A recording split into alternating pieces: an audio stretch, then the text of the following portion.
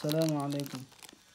French style white olive green এই রিংটা আমাদের salus.com ইনশাল্লাহ আপনারা পেয়ে যাবেন। এটা দেখতে অনেক সুন্দর, আর উপরে গ্রিন কালারের